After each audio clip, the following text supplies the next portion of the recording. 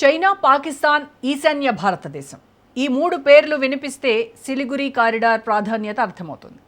దేశాన్ని ఈశాన్యంతో కలిపే ఈ వ్యూహాత్మక జీవనాడి చుట్టూ భారత్ ఇప్పుడు మూడు వైపులా రక్షణ వలయం నిర్మిస్తోంది.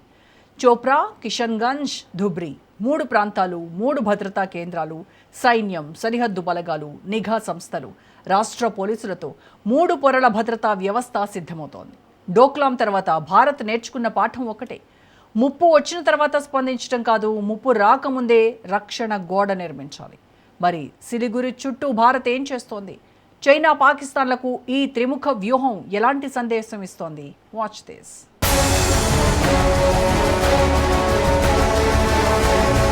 సిలిగురి కారిడార్ ఇది కేవలం ఒక భూభాగం కాదు, ఈశాన్య భారతదేశాన్ని దేశంలోని మిగతా ప్రాంతాలతో కలిపి వ్యూహాత్మక జీవనాడి. అందుకే ఈ ప్రాంతంపై ఏ చిన్న ముప్పు కనిపించినా ఢిల్లీ దాన్ని సాధారణ సరిహద్దు సమస్యగా చూడదు.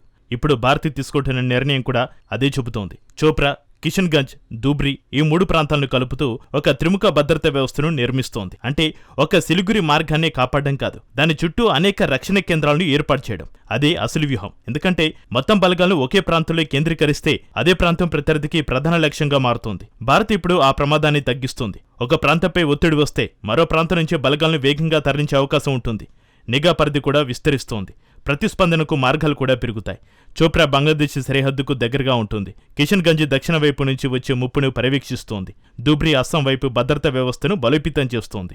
అంటే మూడు ప్రాంతాలు, మూడు వ్యూహాత్మక ప్రయోజనాలు, కానీ లక్ష్యం ఒక్కటే: ఈశాన్య భారత అనుసంధానాన్ని ఏ పరిస్థితుల్లోనూ దెబ్బతిననివ్వకుండా పోవడం. ఇదే సిలిగురి చుట్టూ భారత్ నిర్మిస్తున్న కొత్త భద్రతా ఆలోచన. ఇది బలగాల సంఖ్య పెంచే వ్యూహం మాత్రమే కాదు, ముప్పు ఎక్కడి నుంచి వచ్చినా సమాధానం అనేక దిశల నుంచి వచ్చేలా చేసే వ్యూహం.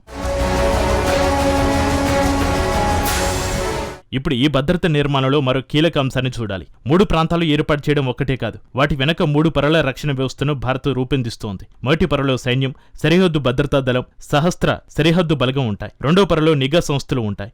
మూడో పొరలో రాష్ట్ర పోలీసు వ్యవస్థ ఉంటుంది. అంటే సరిహద్దు భద్రత నుంచి అంతర్గత భద్రత వరకు ఒకదానితో ఒకటి అనుసంధానమయ్యే నిర్మాణం. ఇదే ఇక్కడ కీలకం. ఎందుకంటే ఆధునిక భద్రతలో కేవలం సైనిక బలం సరిపోదు. ముప్పును ముందుగానే గుర్తించాలి, సమాచారాన్ని సమన్వయం చేయాలి, అవసరమైనప్పుడు వేగంగా స్పందించాలి. అందుకే ఈ మూడు పొరల వ్యవస్థకు ప్రాధాన్యం పెరుగుతోంది. ఒకవైపు సరిహద్దు పర్యవేక్షణ, మరోవైపు నిఘా సమన్వయం, ఇంకోవైపు అంతర్గత భద్రత. మూడు కలిసి పనిచేస్తే సిలిగురి ప్రాంతంలో భద్రతా వ్యవస్థ మరింత లోతుగా మారుతోంది. ఇక్కడే చైనా, పాకిస్తాన్ అంశం కూడా కీలకమవుతోంది.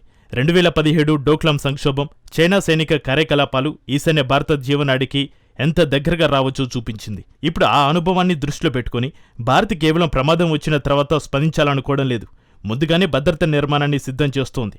రహదారులు మెరుగుపరచడం, సైనిక మౌలిక సదుపాయాలను పెంచడం, కొత్త సైనిక స్థావరాలను అభివృద్ధి చేయడం, సరిహద్దు మౌలిక వసతులను బలోపేతం చేయడం, ప్రత్యేక సైనిక విన్యాసాలు నిర్వహించడం, ఇవన్నీ ఒకే వ్యూహంలో భాగాలు. అంటే సిలిగురి రక్షణ ఇప్పుడు ఒక ప్రాంతపు బాధ్యత కాదు, మొత్తం భద్రతా వ్యవస్థ బాధ్యతగా మారుతోంది. ఇక్కడ అసలు వ్యూహాత్మక లెక్కను అర్థం చేసుకోవాలి. సిలిగురి కారిడార్ ఒకే రక్షణ బిందువుగా ఉంటే ప్రత్యర్థికి ఒకే లక్ష్యం ఉంటుంది. కానీ మూడు ప్రాంతాలను భద్రతా కేంద్రాలుగా అభివృద్ధి చేస్తే పరిస్థితి పూర్తిగా మారుతోంది. చోప్రా, కిషన్గంజ్, ధూబ్రీ ఈ మూడు ప్రాంతాలు కలిసి ఒక ప్రత్యామ్నాయ భద్రతా నిర్మాణాన్ని సృష్టిస్తాయి. ఒక చోట ఒత్తిడి పెరిగితే మరో ప్రాంతం నుంచి స్పందించే అవకాశం ఉంటుంది. బలగాల తరలింపు వేగంగా జరుగుతుంది. నిఘా పరిధి విస్తరిస్తోంది. భద్రతా వ్యవస్థ ఒకే మార్గంపై ఆధారపడకుండా ఉంటుంది. ఇదే ఈ వ్యూహం యొక్క అసలు బలం. ఎందుకంటే సిలిగురి కారిడార్ కేవలం సరిహద్దు ప్రాంతం కాదు, భారతదేశం మొత్తం ఈశాన్యంతో కలిసే కీలక అనుసంధానం. ఈ అనుసంధానం దెబ్బతింటే దేశ భద్రతతో పాటుగా ఆర్థిక, రవాణా వ్యవస్థలపైన ప్రభావం పడే అవకాశం ఉంటుంది.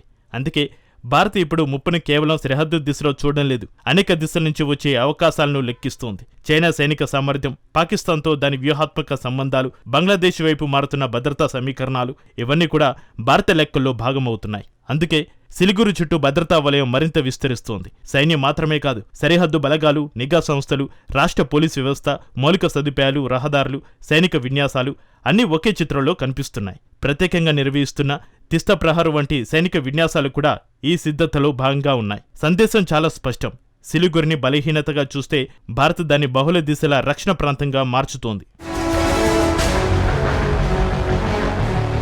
ఇప్పుడు ఈ మొత్తం వ్యూహానికి అసలు అర్థం ఏమిటి? సంక్షోభం మొదలైన తర్వాత సిలిగురిని కాపాడడం కాదు, సంక్షోభం ఏర్పడే అవకాశాన్ని ముందుగానే తగ్గించడం. అదే భారత్ తీసుకుంటున్న కొత్త విధానం. ఒకప్పుడు సిలిగురి కారిడార్ను భారతదేశపు వ్యూహాత్మక బలహీనతగా చూశారు. ఇప్పుడు అదే ప్రాంతాన్ని బహుళ దిశల భద్రతా మండలంగా మార్చే ప్రయత్నం జరుగుతోంది. చోప్రా నుంచి కిషన్ గంజ్ వరకు, కిషన్ గంజ్ నుంచి దూబ్రీ వరకు భద్రతా వ్యవస్థ విస్తరిస్తోంది. మొదటి పొరలో ప్రత్యక్ష రక్షణ, రెండో పొరలో నిఘా, మూడో పొరలో అంతర్గత భద్రత, దానికి తోడు సైనిక మౌలిక సదుపాయాలు, రహదారులు, సరిహద్దు అనుసంధానం, ప్రత్యేక సైనిక సిద్ధత.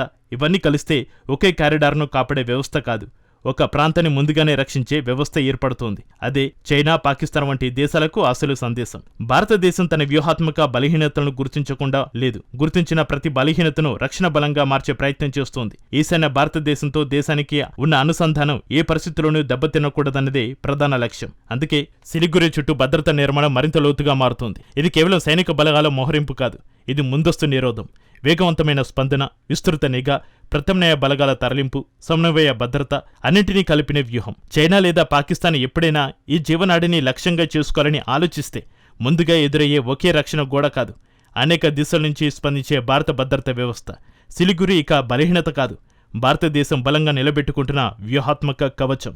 సిలిగురి కారిడార్ను బలహీనతగా చూసిన రోజులు పోయాయి. ఇప్పుడు అదే ప్రాంతాన్ని భారత్ బహుళ దిశల భద్రత కవచంగా మలుస్తోంది. చోప్రా, కిషన్ గంజ్, దూబ్రీ, 3 ప్రాంతాల్లో భద్రతా ముడులు, 3 పొరల్లో రక్షణ వ్యవస్థ, దానికి తోడు సైనిక మౌలిక సదుపాయాలు, రహదారులు, సరిహద్దు నిఘా, ప్రత్యేక సైనిక సిద్ధత. ఇవన్నీ ఒకే వ్యూహంలో భాగమవుతున్నాయి. అంటే సిలిగురిపై దాడి చేస్తే ఒకే చోట ప్రతిఘటన ఉండదు, అనేక దిశల నుంచి భారత స్పందన ఉంటుంది. ఇదే ఈ వ్యూహం అసలు బలం. ఈశాన్య భారతదేశాన్ని దేశంతో కలిపే జీవనాడిని ఎవరైనా లక్ష్యంగా చేసుకోవాలని ప్రయత్నిస్తే ముందుగా కనిపించేది ఖాళీ భూభాగం కాదు, సిద్ధంగా ఉన్న భారత భద్రతా వ్యవస్థ. భారత్ ఇప్పుడు కేవలం తన బలహీనతను కాపాడుకోవడం లేదు, వాటిని వ్యూహాత్మక బలంగా మార్చుకుంటుంది. సిలిగురి ఒక బలహీనత కాదు, భారతదేశం నిర్మిస్తున్న కొత్త రక్షణ కవచం.